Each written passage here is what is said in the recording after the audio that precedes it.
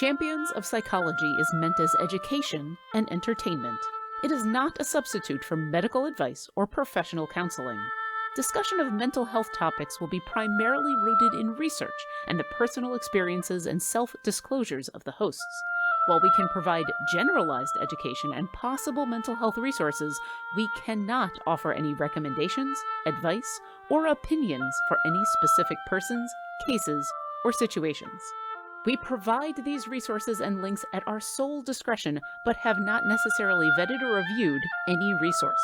We assume no liability for the use of the information or resources on these sites, and we encourage you to use your own best judgment.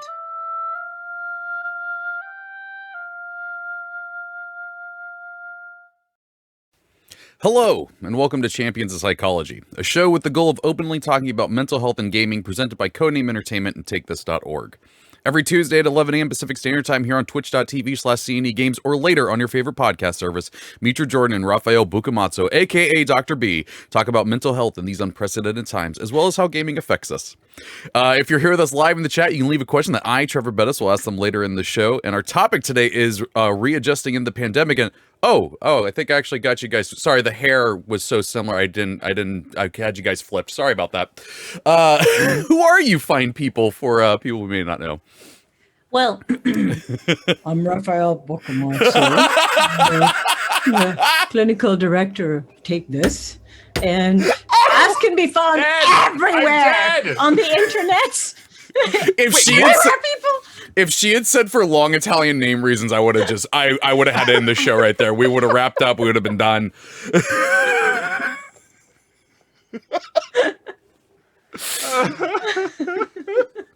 So again, who are you fine people? It's just the hair. I couldn't help myself. Imitation is the sincerest form of flattery. I'm Mitra Jordan. I'm a registered clinical counselor in Victoria, British Columbia. I work with individuals and families. I love games, and I often discuss games, video, tabletop, all of it, with clients, particularly often in relation to their kids, and sometimes in relation to their own habits with games. And I work on many other things too, culture being a big one. And that would be me. Yeah. And I am Dr. Raffael Boccamazzo, better known as Dr. B for long Italian name reasons. Mitra missed a golden opportunity. She's going for the hair. She's not going for the shtick. But I am a non-practicing doctor of clinical psychology. I do nothing but education and policy stuff these days. And I do just a lot of public speaking so I get to talk to nice people like you and all of you folks in the chat.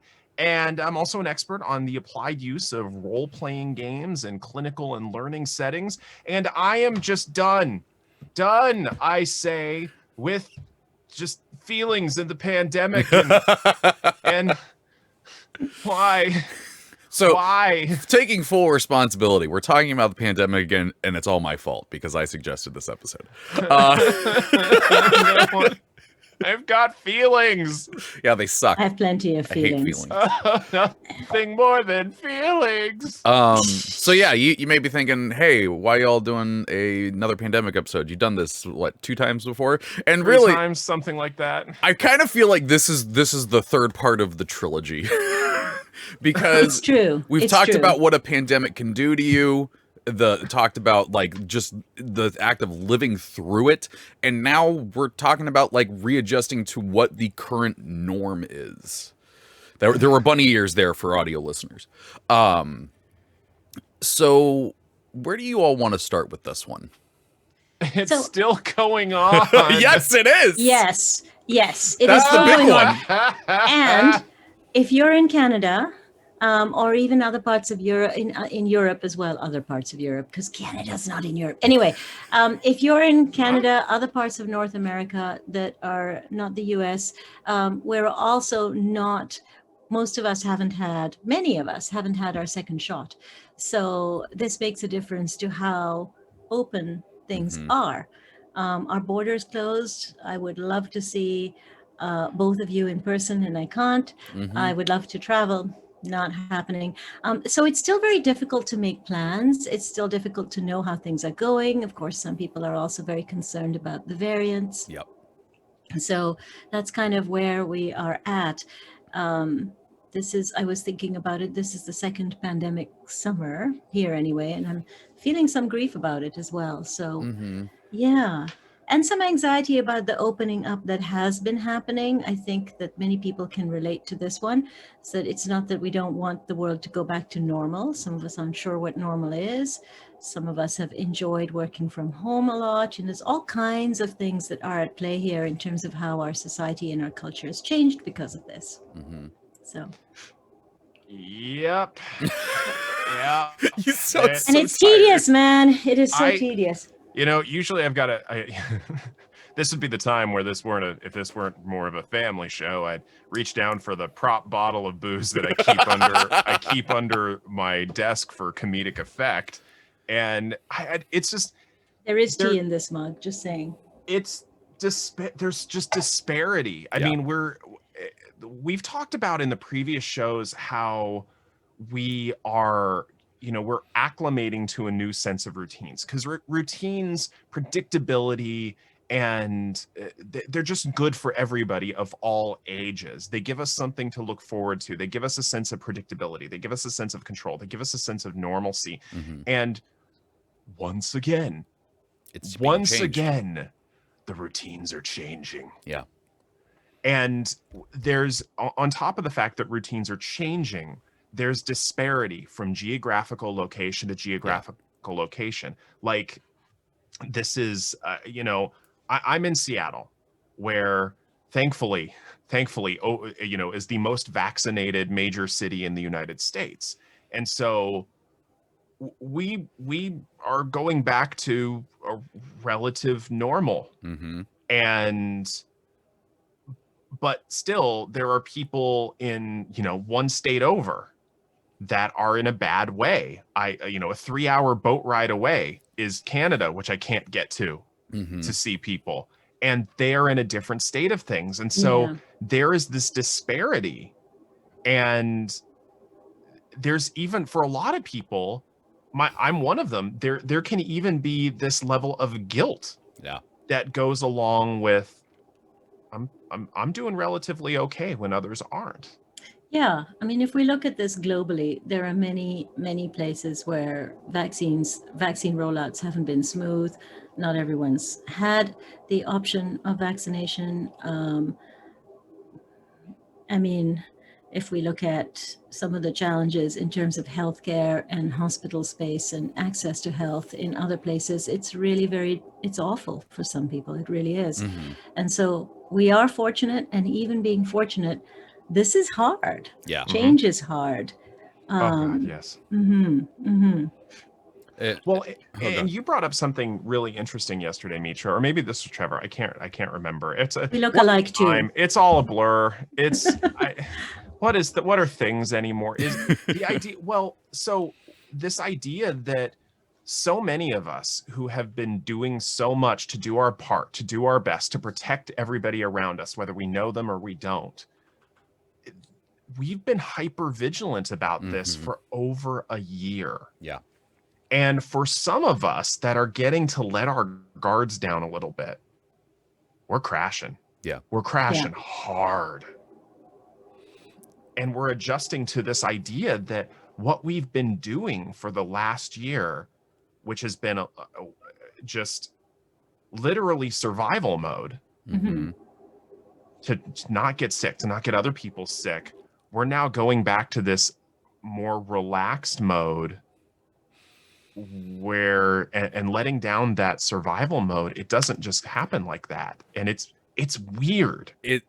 Man, you explaining it like that is really interesting to me. So for people at home, which is all of you, I mean, hopefully we're all at home. Yeah, I mean, hopefully, please don't be watching this inside of a busy restaurant. I've been vaccinated now for a month, and I mean, as like past the 2 weeks after the second shot and everything like that, and I've gone out. I have seen people. I've seen friends. I've gone back to our regularly scheduled weekly bar hangout in an open air bar that was thankfully already open air beforehand. And it's really weird, like what you were just talking about, the survival mode thing, because when I'm in my group of friends, and we're at the open air bar. We're in our little group area. We all have our masks off because we're all vaccinated. And then as soon as any one of us gets up to go get a drink or something or go to the bathroom, mask back on, and it literally does feel like you are leaving a bubble. Yeah. And it is a bubble of uncertainty. And it's really wild to me how quickly it kicks back in. Because, like, I was just sitting over there laughing with all my friends, telling a funny joke and whatnot. And then I get up to use the restroom, and I'm like, oh, okay, yep, all right, everything's, all systems are on alarm again. Yeah. So communities in that way have gotten much more small. There's almost that sense of my little, what you're talking about, that little bubble. And it's certainly been, we are now allowed to have 5 people who are not our family in the house at one time, which was a huge change from what we were doing before, which is no one in the house but your immediate family. So it feels weird to expand one's little community even that much. I had someone come over to my house, and I told them as they came in, you are the first person to walk through that door that doesn't live here in a year and a half. Yeah. Because it was a moment. It was weird, like seeing someone else come through that door.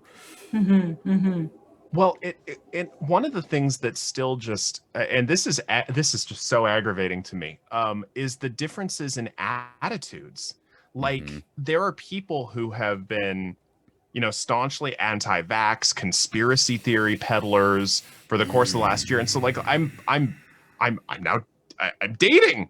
I'm doing that thing. And as I'm like on these online apps, I'm looking at things, and there are people who are proudly saying things like, if you're one of those brainwashed people who have received a vaccine, swipe left. And I'm like, happily. But the fact that there are people who are feeling vindicated because they made it through unvaxxed while the rest of us sheeple apparently are doing our part. And it just further...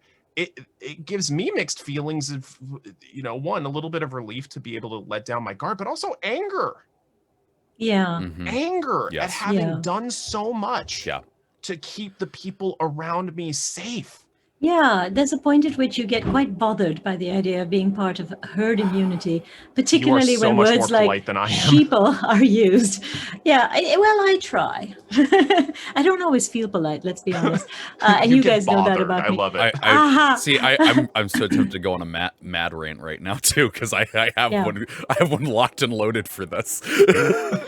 Well, you know what? Go for it. Oh, I like the deep breath. That's right. Center. Yeah, center. It was funny. Recently, I had a rant like this, and my sister's like, I haven't seen Serious Trevor in a while. This is entertaining. Here's the thing. And you may be watching, you may be listening to this, you may have these opinions and whatnot, and these may upset you. And if they do, I'm sorry, but this is how I feel. People who are refusing to get the vaccine or wear a mask or anything like that is a huge slap in the face to every person like me and my wife who stayed home, was vigilant, did not go out, did not see friends, did not do anything, was hyper vigilant about everything that came through our front door, worried that anything on there could have the disease, could have the virus that could infect my mom, could infect us. And it is also a huge slap in the face to every person that had to work in, not only in the front line, in retail, in fast food, for anything that was stressful every single day because there wasn't a vaccine, and any interaction could get them the virus. And not only that, is a huge slap in the face to every person that died because there wasn't a vaccine. Do your part, get the vaccine. End rant. Yeah. Sorry, very. And to be clear, we're not talking about people who are so medically sensitive they can't. There are always going to be people like that out there. I mean, honestly, my mom has a degenerative lung condition, which is part of the reason I was so bloody careful. I'm amazed, given how immunosuppressed she is, that she was allowed to get the vaccine, but even she did. And there are people who are still out there who are feeling vindicated that due to the work of everybody else, they're starting to come out of, we're starting to come out of things, and at least in the United States, we're starting to see a little bit of light at the end of that tunnel. And it makes me angry. I am feeling feelings of anger. I'm recognizing those feelings of anger, and I'm going to not act on them in an unproductive way. I'm going to recognize them. Could you pass me that that alcohol bottle through the Zoom window, but not showing the viewers? Codename Entertainment does not endorse drowning your feelings in alcohol. Yes, that is true. It's true. But we are all going to have extremely complicated feelings about this. Hang on. I need to clear something up because I saw it in chat. I'm saying there is a difference between unable to get the vaccine and you're able to choose to not get the vaccine. If you're unable to get it, obviously you cannot get it. You're another person who is a slap in the face to, because people aren't trying to protect you. Yeah. If you are able to get the vaccine and choosing not to, for audio listeners, I'm just giving you a stare. Stink eye incoming. I think there was one person who shared that exurgency. Thank you for your comment. A rift at the studio. This is in Vancouver. People won't have to disclose their vaccination status before potentially returning to work. Terrifying. So what I think about that is maybe it would be great to then have a continued use of masks and distancing in the workplace. Or maybe one of the things that people are trying to do is maybe not disclose so they can continue to stay home. I don't know. There's a lot of flux in terms of how work environments are handling it, and in terms of how individuals are handling the idea of vaccination. So I'm not an immunologist. Let's know that it's really not my wheelhouse. But I remember talking to one years and years ago, because when my firstborn came into the world, that very destructive Lancet article around vaccines connecting vaccine use to autism, which Mitra, there is no connection. Do you mean the Lancet journal article that was completely discredited? Discredited that 11 of its authors disavowed their authorship towards it, and formerly Dr. Andrew Wakefield lost his medical license. That guy falsified that stuff. That Lancet article. That one. So that came out right when Darius was born, and I remember. I have been very vaccinated my whole life. I was raised by a grandmother who was a nurse, who was, of an age where you just are so grateful that antibiotics exist in a country that still had cases of polio and cholera. So born in England, raised in Pakistan and parts of the subcontinent and the Middle East. So she was going to make sure that we were thoroughly vaccinated in every way possible to keep us all safe. But when that article came out, I sort of wondered and had some vaccine hesitancy myself. And I'm going to be frank about that because I think it's useful now to talk about it. So I waited to vaccinate my kid. And you know what? I was so lucky. I was lucky to live in Canada. I was lucky there was herd immunity. And I was lucky that I could rely on a broader society that did vaccinate their children. And then I came to my senses, and all my kids have been completely vaccinated, and they always will be. As adults, they choose science over worry, I think, and over fear, and over the idea that if we do the right thing medically, that we're sheep in some way. So briefly, an immunologist shared with me that a vaccine is like a lock against disease. Not every disease, not every variant of every disease, but it basically acts like a lock so that we develop antibodies and the disease can't take hold in our cells. It's as simple as that. There's no magic to it, but it saves lives. An end of my rant on this, but I thought I'd share my own experience with it. Well, one of the things that I'm struggling with, like really struggling with, is that the last year, and I suspect any of us who have any sort of presence on social media are going to resonate at least partly with this, is I'm struggling with the fact that there are certain people in my life whom I have completely lost trust in. That they, I've seen things over the course of the last year, like people who I thought were reasonable human beings who care about their community, and they say they care about their community, but then they post parties throughout the course of the last year of them having unmasked keggers, Right. or going places or having weddings, or big weddings, not just like 3 people at a courthouse and mom, dad, everybody's masked and distant. And I'm keeping a mental list of everybody who did that, whether they were vocal about being, anti-masking or anti-isolation or whatever. I'm still keeping that mental list because there's going to be a part of me that never trusts them again. My wife had a good one. Every time we'd see something like that, she'd just go, "Well, we know who'd hide a zombie bite." Yep. No, that's really basically it. And one of my worries as we're starting to open up, and this is becoming a real concern for anybody in the game industry, is as conventions are starting to open up again. All of the convention policies are coming out that, where people will stay, you should stay home if you're not feeling well at all.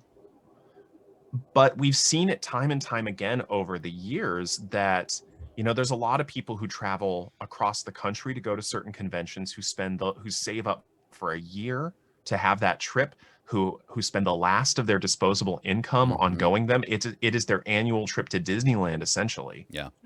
And they will be damned if they let a cough stop them from enjoying this 40,000 person event that they've been waiting all year for. And they will go anyway because, and I just, and there's even the complication of if you've been vaccinated. Like I have a buddy in Colorado who has been fully vaccinated, who has done everything right, and he tested positive last week. Yeah. Yep. Yeah, And that's the thing. You can still get it. Like it's not. The thing is Yeah. that it's not as life-threatening. You can still get it, and that's like one of the concerns I have around. Again, going back to the people who can't get vaccinated versus people who refuse to. If somebody is, has the virus, they're asymptomatic, they're around somebody that has the vaccine, that person with the vaccination can still get it and can still carry it and take it to one of those people who cannot and wants to get the vaccine. Right. And so anyway, I think my point in saying all this is that there's a lot of mixed feelings coming back into the world for those of us who are in places that are starting to reopen. Yeah. That we're now having to cope with, you said at the beginning of this, Trevor, a grief. Yeah. A grief over a loss of trust in a lot of people we thought we could. A grief over a sense of normalcy. There's just so much that we've lost over the course of the last year that we have to come to terms with now. Yeah, it's not, I mean, we said in the previous episodes, like, I can't wait for it to get back to normal. It's not going to. There is so much that changed over that time between people's feelings, people's emotions, people's state of mental health.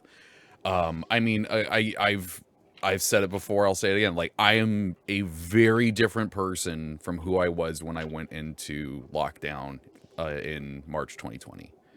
And it's not just going to flip back. Like, I'm not just going to be like, all right, well, now I'm back to who I was at the beginning of 2020. And neither is it for anyone else. Like, there's friendships ended, freaking people got, like, just things changed, and it's not going to go back to the way it was. And that's part of the readjustment that I don't think I really thought about. I do think I was in this state where I was just like, nah, if we just get to this point, everything will be like it was before. If we just get to this point, everything will be where it was before. And now that I am vaccinated for a month and I have been out, man, it is weird. And actually, I didn't think about sharing the story, but I will. Is the first day that my wife and I went out, we went to like some of the old places that we used to go to, like stores and stuff like that.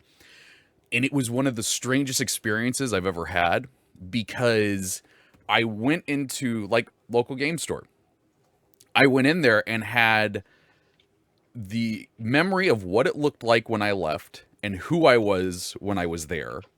And then I was presented with a very different looking place because stock had gone low. They had changed things around.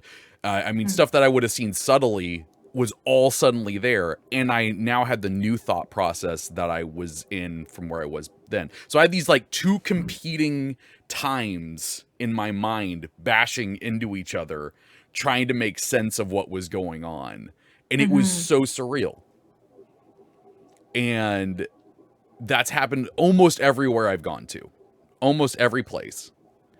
And that is part of the readjustment. I think that's more just interpersonal, but all We're of grieving. these things, Yeah. we're grieving.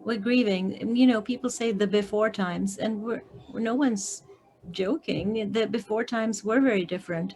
If I look back on just kind of walking around downtown, right? You know, before the pandemic versus after, the sense of freedom in terms of both movement, engagement with other people, how close you came to someone else, you know, as you walked by them, you know, reaching for something in a store, expecting it to be on the shelves. That's true too, right? Yeah. Shortages have been happening through, you know, with all kinds of things. Weirdly, the brand of ketchup I like doesn't exist anymore, it seems. Like things like that, you know? No, but it's weird. Yeah, It's like, yeah. you know, Yeah, no, it's totally true. it's, and you know, I'm fortunate that I can think about that, right? As opposed to, you know, losing a parent, as some people have through all of this, of course, or trying to get the medical care because you have cancer and they're just so backlogged that they don't know when they can see you. These are the terrifying kinds of things that people have been dealing with. And so the other thing to keep in mind, and I think the other thing that's certainly been challenging from a social perspective, is not everyone's pandemic is the same, right? We've had very different experiences through this time. Yeah. You know, if you had a new baby, you haven't been able to have a lot of time with extended family or a lot of support from other people to help you with that baby, for example, right? If you've had a parent die through this, I am so sorry for your loss, first of all. Yeah. If you've lost friends, right? This year has marked us. This 15, 16 months has really marked who we are and who we will be. And this has been a global change, which is very unusual, you know, to have these kinds of sweeping changes that affect us all more or less equally. Except not equally, right? Those of us who've had the financial means or the means to manage our medical health have had a very, very different experience of the pandemic. Those of us like me who've been able to work from home have had a very different experience from someone who's lost their job. Yeah. And I really mourn what people have lost. So One of the things I'll say, because, you know, one of the central tenets behind the scenes at Take This is the idea of hope. yeah. And the idea that, you know, I used to, back in the days when I actually met with people, they, you know, very tearfully would sometimes ask me, do you think things can get better for me? And I always told them the same thing. The day I stop believing that things can improve is the day I need to find a new career.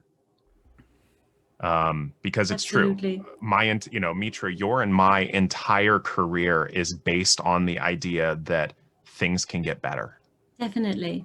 And despite all my anger right now, despite all my grief, despite all of the loss, humanity has this fantastic ability to forge ahead and adapt. Mm-hmm. And I'm constantly in awe of people's ability to adjust to a new sense of normal and adjust to a new set of a new set of circumstances, and eventually even thrive within those circumstances.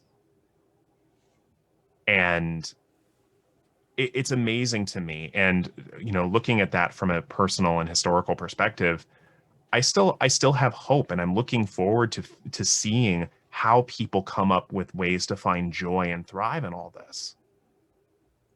And I don't know about you all, but I really have rediscovered my love of video games. Dude, yeah. Yeah. That's certainly true. I mean, I think Animal Crossing sort of really saved me through that initial. Well, my time with the pandemic, like my first really, profound experience was actually before things shut down. But my kids were coming home from Japan, and I had to be in quarantine with them. And that 2-week span of being home, I played a lot of Animal Crossing and hung out with the foreign teenagers. And the husband and the eldest son moved out actually because Eric still had to go into Codename, and Darius was able to be with a group of friends and sort of hang out with them. So he didn't have to worry about the quarantine teenagers. So it was me and them. And it was a really interesting experience to be homebound at that point to that degree, because that, it's not something that had happened before in my life. But as I'm in there and there's this sort of maelstrom happening outside, it was a very felt experience to go grocery shopping for the first time post the beginning of lockdown versus pre. And I will say people looked at me like I was crazy when I had a cart piled high with food, but it's like, listen, these are teenagers, they eat a lot, you guys don't understand. This is 2 days worth of rations. Do you see those 6 boxes of Hot Pockets? They're not going to last the weekend. Trust me. That is a snack for one of them. Yeah. So, I mean, I think we all kind of learn to hunker down and enjoy each other's company, age regardless. And I think that's been one of the things that I have noticed as a positive through this is the connection between my kids and even between their closest of friends who were part of our circle. They all kind of gelled together and became kind of, their own little family with us. And we all took turns cooking. So some of them who hadn't ever cooked before much ended up learning how. And it just, there's been some really great things that have come for me personally and for my family in terms of family connection. But earlier, I think, Trevor, you spoke about relationships and divorce and turbulence. And it certainly, look at me go, right? But hey, I do a lot of marriage and family therapy. Like, just going to bring up some feelings for me, aren't you, right now, Mitra? Oh, sorry, right. Yes, it's true. For all of us who lost relationships during. Yeah, this has been, it's really been a testing kind of time. The sorts of things that you would do to normally make your lives easier or to make your life with someone manageable. Like time apart. Like time apart that you couldn't have. Yeah. So it's been an interesting challenge for a lot of relationships of all kinds, parents, kids, friends who haven't been able to see each other, who are our friends. You brought that up. Yeah. Who are we connected with now? And what have we learned about people's impulsivity or recklessness or I don't know, lack of belief in the facts. I mean, we've talked about it all so far. But at the same, I've also talked about, my feelings of anger towards a lot of people. But I want to turn that around a little bit, because this is also I've heard this from so many other people as for those of us for whom things are lucky enough to be opening up again. This has also recontextualized the friendships that we have. Like there's the people who I will never fully trust again because I know they're the people who would hide a zombie bite. as Treavor said, and it's so brilliant. There are also the people who went out of their way to maintain connection. And some of those people, for me, are in this chat. I mean, Obo Lauren, the Crafting Muse. I think I saw D&D Jordan Lee. I think I may have seen Goblin Katie in the chat. These are people who went out of their way to maintain some kind of connection to me as a friend in various ways. And commiserated about some of the challenges that we're all facing, that encouraged us. I got to know you two better over the course of things, and Lord knows we've commiserated. You know, for all the anger I feel towards certain people, there's also a deep gratitude and closeness I feel towards others. And I'm trying to bear that in mind in the complexity of all my grief and all my other feelings towards people. And it's a helpful and hopeful thing. Yeah. Yes, definitely friendships have also come out of this experience. And maybe it's given people a chance to really reflect on how many friends they need in their community and what sorts of connections they're really looking for. You know, when you have this kind of experience that everyone has shared in some way, because it's happening around all of us, it gives you an opportunity to be really honest with people about how you're doing, so that how are you isn't always good, thanks, and we move on from there. How are you can be, yeah, it's just been really tough today, you know. That was such a hard question during the pandemic. Oh yeah. How are things going? Oh, right, yeah. 2020 decent. Yeah. Yeah. And I like that. I really do, because I think, you know, we've talked about sort of toxic positivity and always having to be kind of on in some ways. And I really value when we can get below that and be honest. Hey, I'm a therapist. Of course I do. But I also really appreciate that I've had some really wonderful conversations with people at the grocery store, bizarrely, or sometimes you meet a like-minded person. You know, you're not standing too close to each other, but you kind of just feel that commiseration and connection. I was at the mall. I don't often go there, but there I was in this one store, and along comes this chap with his mask under his nose. And there was a woman, you know, just a couple of feet away, and we looked at each other and we sort of side-eyed him, and, you know, we were buds in that moment. These little moments of connection with, like, oh yeah, you know, they're pretty great. They help. I see you and you see me, and we are both annoyed by this.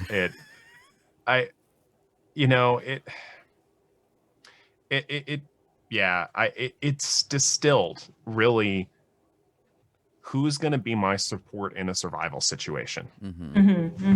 You know, who's going to back me up, who's going to do work for my good, and who's going to ignore it. And it's in many ways again, I've heard this from other people as well. It's reprioritized who I really want to spend my time with. Yeah.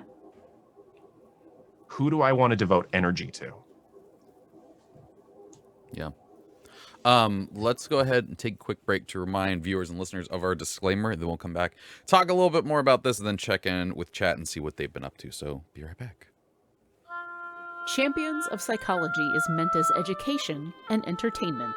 It is not a substitute for medical advice or professional counseling. Discussion of mental health topics will be primarily rooted in research and the personal experiences and self-disclosures of the hosts. While we can provide generalized education and possible mental health resources, we cannot offer any recommendations, advice, or opinions for any specific persons, cases, or situations. We provide these resources and links at our sole discretion, but have not necessarily vetted or reviewed any resource. We assume no liability for the use of the information or resources on these sites, and we encourage you to use your own best judgment.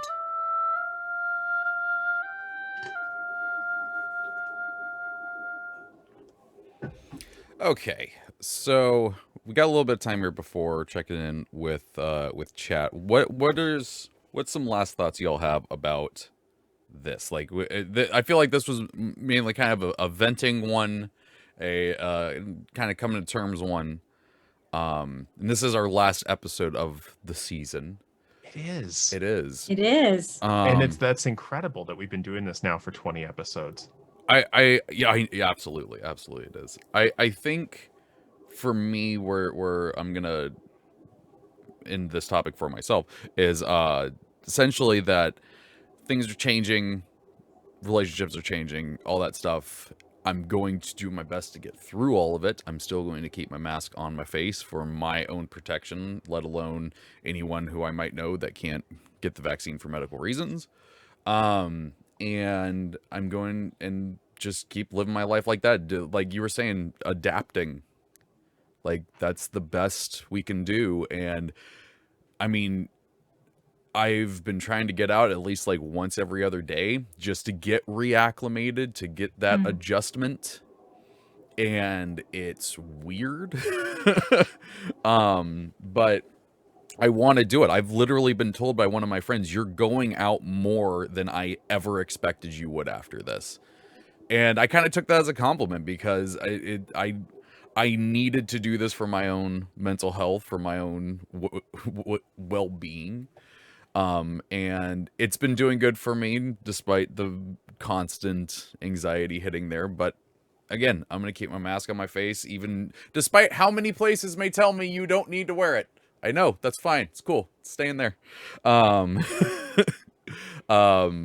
yeah, that's the best I'm going to do. Okay. There's a couple of things we didn't hit on, and one of them is anxiety and vigilance. And I think we talked about how important it's actually been to be vigilant, to be paying attention. I think it's certainly in our episode on anxiety, we talked about how it can feel like an internal alarm system that's overactive or that's meant to go off when there's a fire, but is going off while you're boiling pasta water, right? Yeah. That any little thing will set it off. My bad smoke alarm. Right. So that's, that's how we understand hypervigilance to be, right? It's like you didn't need to be quite so worried. There isn't danger, and yet your body is armed and alarmed and thinks there is. When you're in the midst of a pandemic, the level of vigilance needs to be higher. It is perfectly normal to be more anxious and worried about our health, about our exposure to other people, about getting sick, so just recognize that going from that state of greater vigilance to lowering your vigilance, feeling gradually safer, is going to take time. We figured out how to manage not to get COVID for some of us, or to cope with it if we did, in the midst of all of this risk.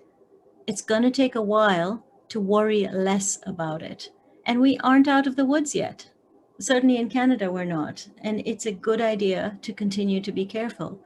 And I have often thought that when you look at other nations who have adopted masks as much more normal part of their life, because they've had to deal with, certainly in Southeast Asia, they dealt with both SARS and MERS.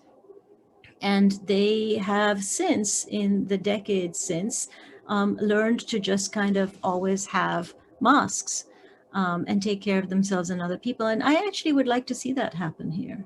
Oh yeah. So that the I use don't of see masks is myself more getting rid of my normalized. masks for, Yeah. for the I haven't had the foreseeable flu in future. nearly 2 years. Right? And I think that's amazing. Like, our incidence of other kinds of disease have gone down. So even if we feel like, oh, well, the masks are only doing so much or can only protect so much against COVID, well, they sure can protect you against other things.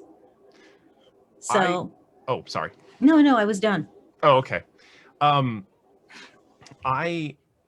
of the things that I'm going to take out of this going forward is the meaning of meaningless joys. And that seems complicated, but what I mean is there's so much that there's so many things that a lot of us would consider silly or trivial that are just little joys that are so meaningful to us, little gestures that make us feel good, make us feel empowered, make us have a little spark of joy in our day-to-day lives. And y'all have seen me do this, but I'm going to do this again. I love hats, but I think it's good to have a tiara on hand at all times. What is happening? Just in case you want to feel pretty. And right now I want to feel a little pretty, so I'm going with this tiara. What? And it materialized out of nowhere, and because why not? Why not? And these little moments of joy in our lives. Little moments, yes. Little moments. It's very so sparkly. It's so sparkly. You also owe me a Coke right now, Jinx. It's so beautiful, but little moments, seemingly meaningless moments. So. Oh, so pretty, so pretty. Yeah, that's right. Little things. Bow ties and tiaras. Bow ties and tiaras. New podcast I'm just coming never this fall. going to try dressing. Like, I'm just, I mean, I could. Hey. Hello. Oh, geez. I have a thing. I don't have anything. I have to a put thing. on my head. This is a cute thing. This is a useless thing now that I have had a haircut. I have so much seriously, crap around. people. Okay. There is nothing I can do over here. Here, I said I'd never wear this in public, but I got my mini painting glasses. There we There go. we go. Yes. Oh my God, those are Yes. fantastic. Do they light up? Do you look like a little dwarf or a gnome? They do. Yeah. Yes. Oh my God, that's the best. Eric had a pair of those. I just died. I just about died. It's amazing. But you can really see what you're painting. Like they are. You really can. You really can. We had to wrap that up with some silliness. We really did. Yeah. Wrap I up guess- nothing. I'm gonna wear this. I'm going with it. Rest of the I episode. think you should. I think you should. I want to say, well, there are some things I've taken out of this that I wouldn't have. What have I taken out of this? I'm a happier person in several ways. I actually never been terribly extroverted. It may come as a shock to my viewers, or maybe not at all. But you definitely get a sense of who your friends are and what you yearn for and what you miss through an experience like this one where we've been so homebound.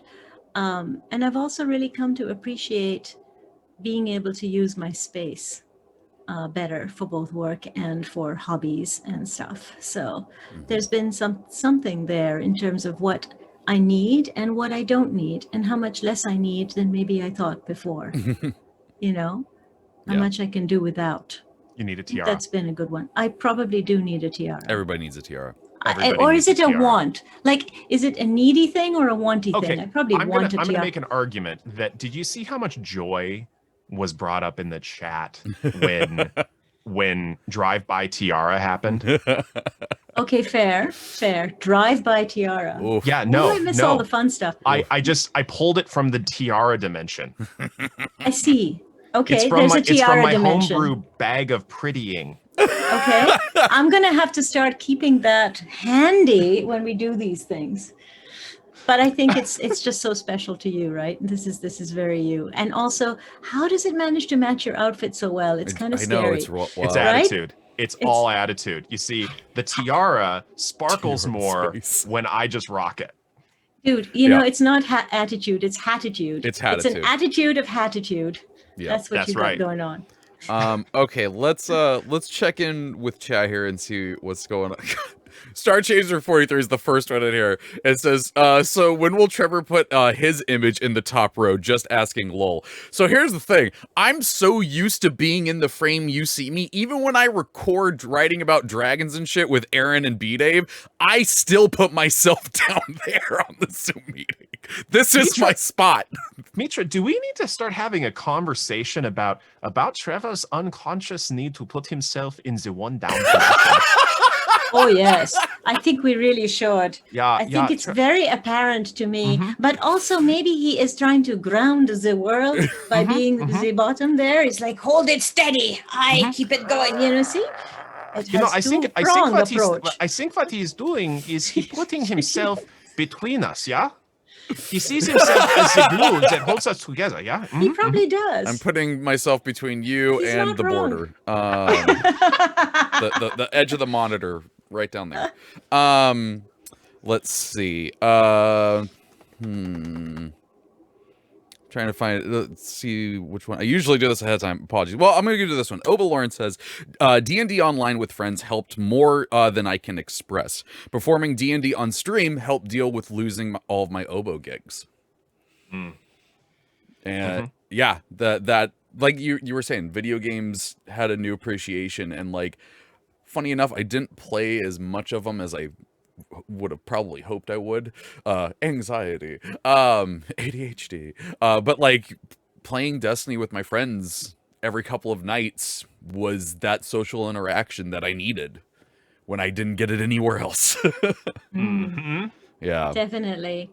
Yeah, friends visiting my island on Animal Crossing, and of course D&D in person with our family helped a lot.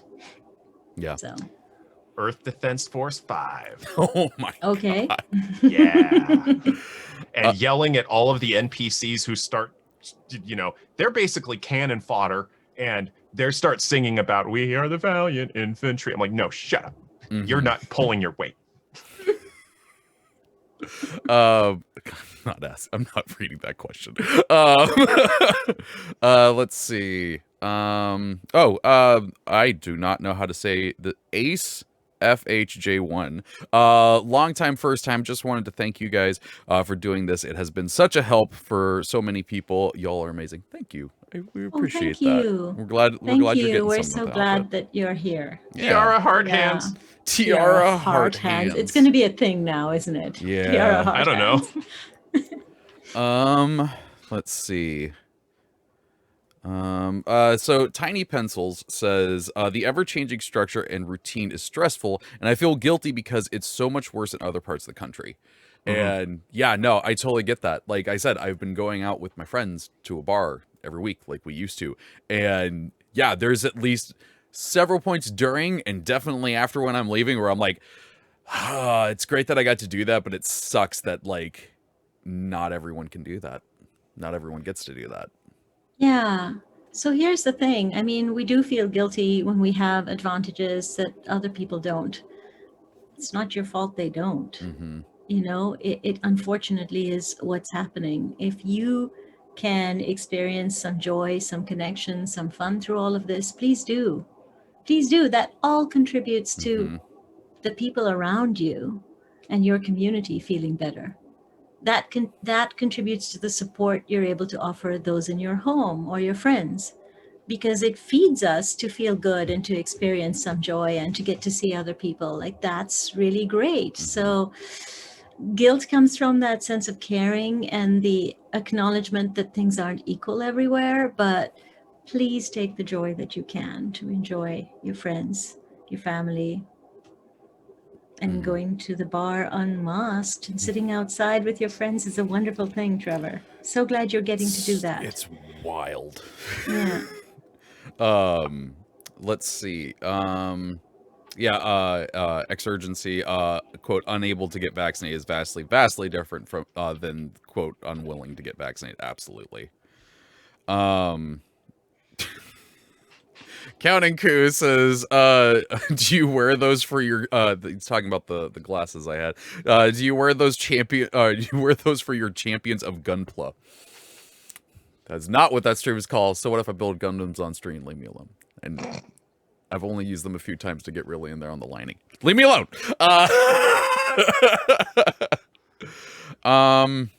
But I think the other ones I'm gonna say are heavy hitters, and I'm sorry we do not have enough time to get to them. But I do hope that all of you are well out there in whatever situation that you're in.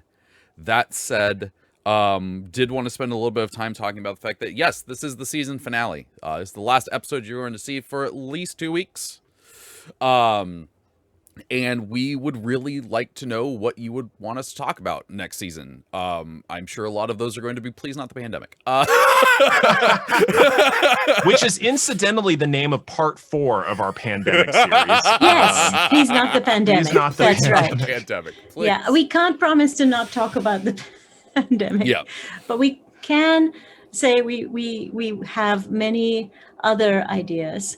And we hope that you will share yours with us so that we can create something exciting and fun and enjoyable and includes tiaras, Yeah. I'm game for some tiaras. I could get a Well, tiara.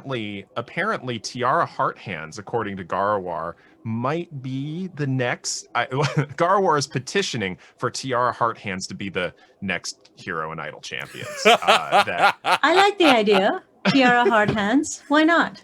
It's All I Why can not? say pair is of tiara floating heart mage hands better have hands. bow ties and vests. That's what I'm. Definitely. It's a pair of floating mage hands with a tiara on them. I like It's that. a familiar that's just great. continuously And tapping. a levitating bow tie. A Yes. levitating bow tie. Yes. Yeah. That But shoots fireballs. I don't know. I feel like it should. Yeah. That's a thing. but yeah, we want to know what you all want us to talk about, because we have hit, I'm not gonna say we hit everything that we've all wanted to talk about, but we've hit a lot of the big ones. The autism AMA, the ADHD AMA. Those were two really big ones this season that we wanted to do. And so we want to know what you would like us to talk about, what you feel you need to hear or hear someone talk about.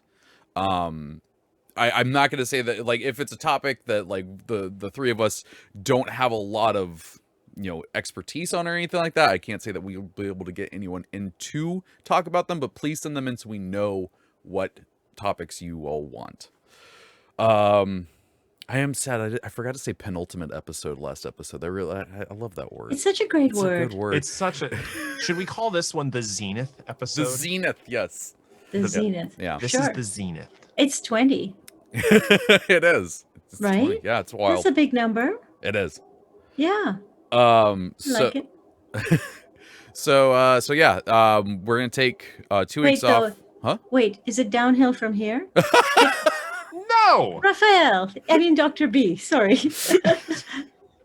Okay, no. Zenith is a terror. No, because we have not jumped the shark. God, what episode would be jumping Just the shark? checking. Us jumping the shark would likely us actually jumping over some sort of inflatable aquatic animal. So I just go off screen for a second and I'm just like, hey guys, watch this. I just crash into all this stuff. But yeah, so we're gonna take 2 weeks off, come back and do a whole new season. So I hope you all are excited for that, and we'll miss you while we're gone, while we have our meetings figuring out what we're gonna talk about. It's true. jumping the shark is Tiara Heart Hands' ultimate ability.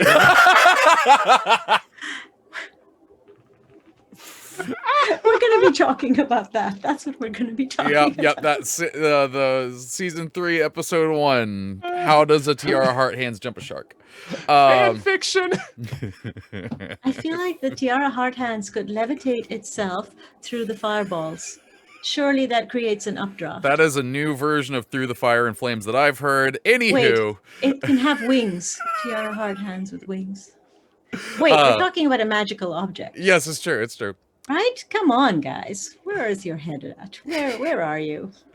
I think that is all the time that we are going to have for this discussion. Friends, where can people find you if they want to see what you do on the internet? So they can find me at Mitra Jordan on Twitter or mitrajordan.com. I do check my mail and I do respond to Twitter DMs.